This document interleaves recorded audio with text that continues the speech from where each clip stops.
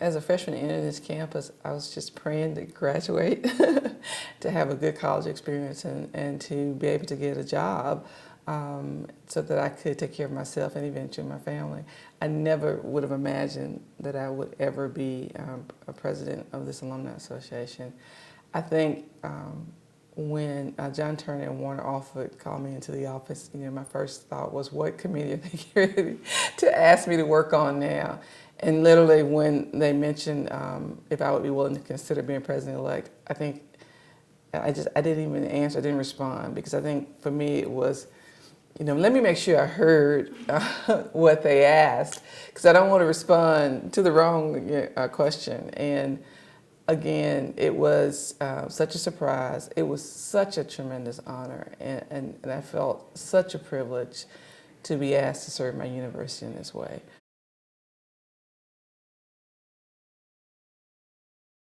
When actually Tom Brokaw, before the president's debate, a lot of times he was asked to discuss race in America, and he had met me a couple of times. He was a speaker at a luncheon, a fundraiser for Methodist Hospital in Memphis, Tennessee, and FedEx was one of the sponsors of the luncheon.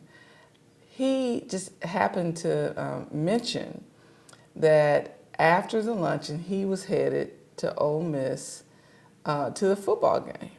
So I just walked up to him and said, "Hello, Tom Brokaw. I'm Rose Flenor. I heard you're headed to Ole Miss. You would have a great time, and I'm president of the Alumni Association." So he kind of looked and he said, "You are?" And I said, "Yes, sir." And then later on campus, I was with my daughter, and we actually saw him at the football game. So Lily was a broadcast journalist, a major at Ole Miss, just graduated. So she talked to him for a while, and then I reintroduced myself. And then all of a sudden I started getting calls from friends from all over saying, "Tom Brokaw mentioned there's an African-American president at Ole Miss in terms of the progress in the new Ole Miss and what he's seen in the Mississippi and in the South."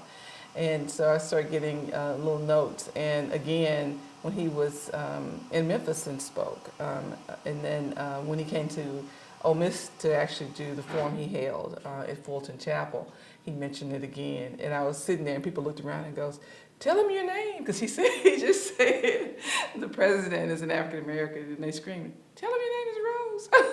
So it was really amazing. And I asked for a clip just so I could always have that.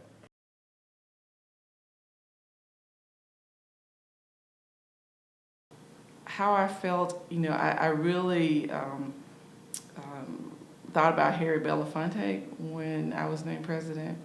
He received a Freedom Award from the National Civil Rights Museum, and I interviewed him and asked him, I said, "Were you not the first African American to receive an Emmy?"